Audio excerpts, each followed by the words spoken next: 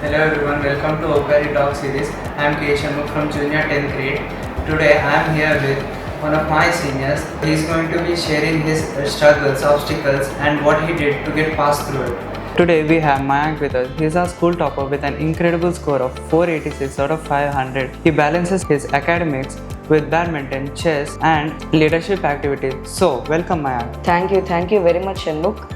Today I am very excited to share my grade 10 journey with all of my juniors, and also happy that my journey will help many juniors conquer their path of grade 10 to reach their success in their board exams.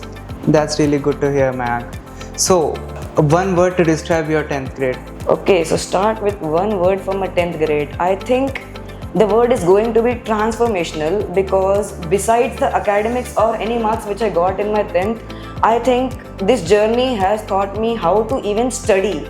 For example, when I was in my 9th grade, I was like a normal student, and when I entered into my 10th, I understood about the discipline and consistency we need to keep in order to get a good grip in the academics. For example, when I used to come to my home, I started revising whatever teachers taught in a class, and then maybe practicing questions every day after the lesson was completed. So I think this transformation will help me in my further life also, which my grade 10th has given me.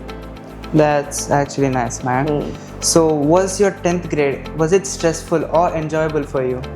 Oh my god, stressful or enjoyable? I don't think they're two different words for me, but they are just two sides of a single coin, because my 10th grade were stressful when the exams were near. For example, if there is an exam a week after, it would be very stressful for me, because I used to think I don't know anything, but that time also used to pass, and it's very enjoyable for the rest of the year, because many activities in Oak Valley International School I have enjoyed. For example, the sports days, the field trips, and the fun with my friends in lunch break, that's very unforgettable. So yeah, it was both stressful and as well as enjoyable. That's really good to hear, Mayank. So, what's the one memory from 10th that you'll never forget? I can't say only one memory I have, but I would say my field trips were actually very enjoyable, and also the tournament which I went from my school in Kakinada, Andhra Pradesh for badminton. That was the first tournament I went. I traveled without my parents in a train. Like, that was an experience of my life. Okay.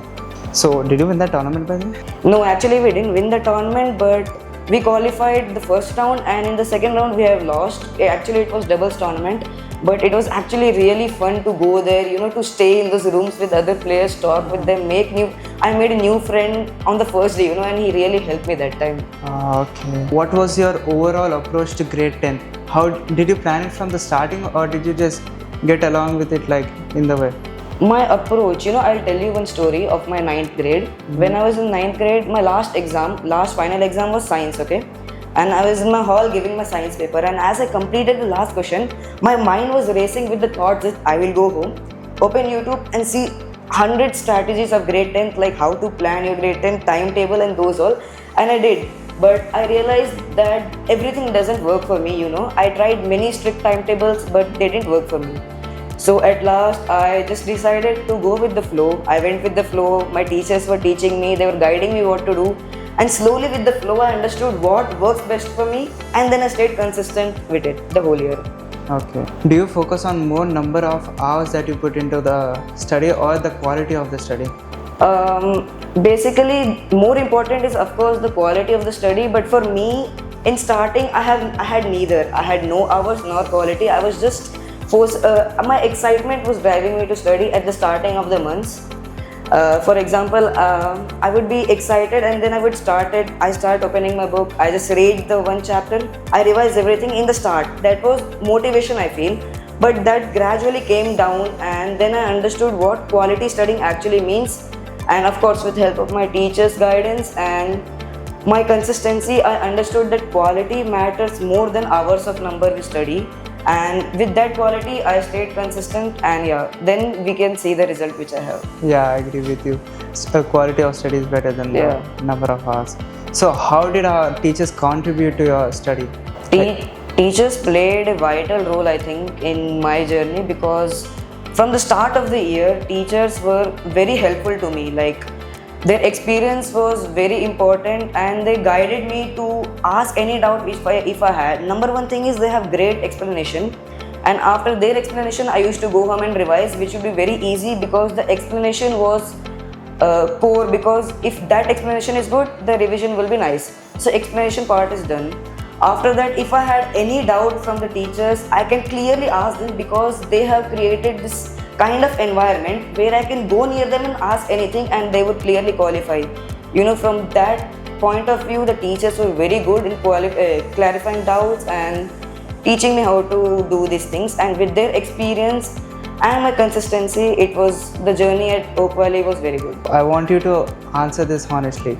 Okay. Do you study before the exams or do you study regularly? My friends also asked me this, but I never used to tell them anything particularly. But I will tell you, I was consistent more whole year. I was consistent. I used to study every day. But of course, I increased my effort when exams were near. So it was basically going through the whole year. I was consistent, plus my effort increased before exams, and yeah, that's it. Okay. What is the one common mistake that you see students do that holds them back? One common mistake many people do is they delay this early start. When they have time, they do not focus. They do not try to go in depth of the concepts, which leads them to study last minute, and last minute will also not be very effective, as you know. So I think people should start from early so that the last minute studying they can avoid that and get a good grip over their academics. I agree with you, Mayank. What was your actual study method? My actual study method from starting was very common, from when my teachers used to complete any lesson or chapter, I used to come home and the number one thing I used to do is revise it the same day, because it is very helpful that after we revise it the same day, it stays in our mind. And after that, I used to practice questions along with it. And a very important thing I have observed during my board exams is people do not use the materials given by CBSE. CBSE gives us a question bank and a handbook which consists of competency based questions. So I think when students suppose you complete one chapter of mathematics in school, you completed your NCERT questions, maybe you can go home and revise the questions once and try new questions by yourself, which will increase your thinking capacity so that you don't get stressed during exams if you see a new question come up in a question paper. That's good. What was your reaction when you saw the maths paper? When I opened the maths paper, I started from the last, the case-based questions I saw. And the questions were not pretty hard, I was doing it, I did. And then I came to the long answers.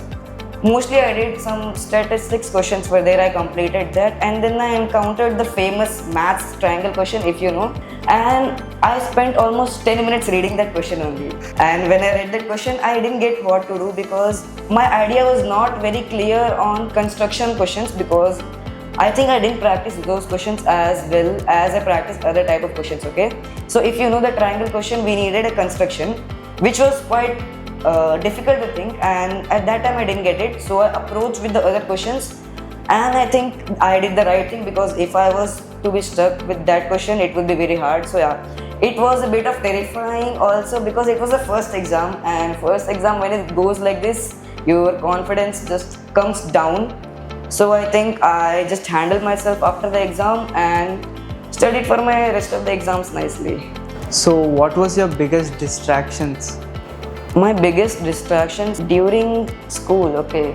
So I think it may be overthinking, number one, and second is social media, I guess. But social media I was able to handle. You know what I did there? I created a new account. For example, if you take YouTube, I was getting addicted to little shorts. So what I did, I created a new account, and then I followed people who uploaded academic content. If you know a creator, maybe 3 Blue 1 Round, he's a good creator and he uploads academic videos. So I followed them for social media, and my overthinking just disappeared with the flow, because when I started to be consistent with my routine, my daily targets which I did, I started to be consistent with it, and slowly my overthinking also disappeared. So if I want to be in your place next year, what must I do? If you want to be in my place next year, actually it is not very complicated, The only thing you have to do is trust your faculty, and they will help you do it, because The thing you should do is just focus in your class, attend your classes every day. That will make you grip stronger on the content which teachers are teaching you.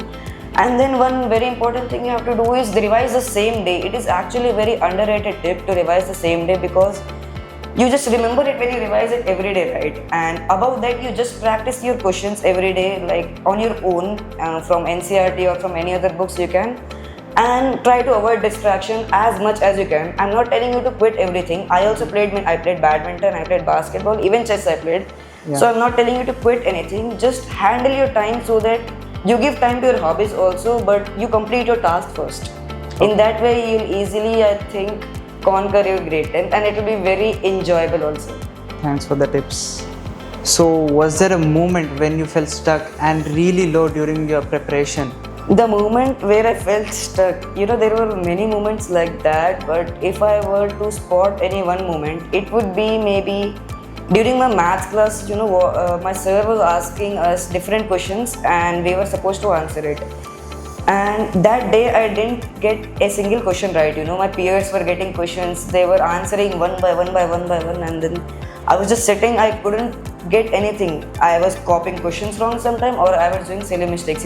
That was a very low moment for me, because when you see your friends do some things very easily which you're not getting by even putting some effort, you really go into your mind really doesn't take it the positive way. So when that happened to me, I just tried to stay as calm as I can, and then when I went home, I tried to do the questions which my sir gave again, and then hopefully I got that questions in my home, and then again I tried to repeat and then come to my original mood, stay consistent with my routine, and that really helped me to come out of that low mood. Okay. So, just to break the ice, SRH or RCB? SRH, of course. So, you are a chess player, a badminton player, and you are an MLA for like under 18 student council, right? So can you please tell us more about it? My journey of badminton started when I was young. I used to play in my society. I went to academy also to learn more about badminton, and that skill I used in my grade 10 to go into tournaments and all. And I think it is the same for chess also. I started playing chess when I was in my 8th starting. Suddenly when you get a curiosity to do something, and when I started it, I used to follow it on YouTube and everywhere. And with that skill, I continued in my 10th, and I don't think it's a waste of time. I just used to manage my time nicely, where I used to give some time to badminton, for example, like half an hour to 40 minutes a day, and then chess, which used to be in between my study sessions. For example, I'm studying maths. I studied for an hour, I did some sums, and then for like 10 to 30 minutes I used to play some chess, and then the other subjects I used to read. And when it comes to under 18 program, Oak Valley has really helped me reach there, because my teachers recognize that I have the leadership skills which is needed for under 18. So when my teachers recognized, they suggested me to go into there, and with the help of my teachers, I became an under 18 MLA, and that's how I conquered these things apart from my academics. So it was just basically time management, good time management, and guidance of my teachers. Okay, Mayank, let's just move on to the rapid fire questions. Okay, you don't need to think, okay? Okay. Just answer it. Okay.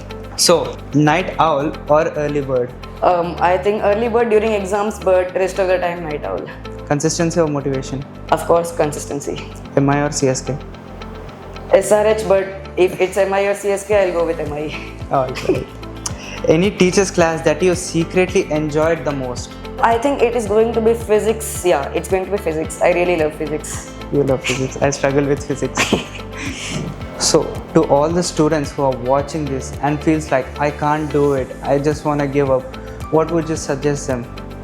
So I would tell them that in their student life, every student has a phase where they feel like this, like they can't just do it, they're not getting the concepts and all.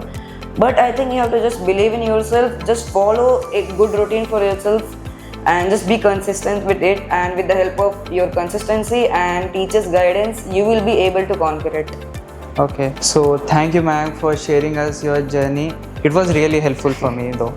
I'm sure that it will be helpful for others who are watching this. I'm glad it will help my juniors in their 10th journey also. This is Okwari Talk series. We'll be back with more such conversations. Signing off, K. Shanmugh.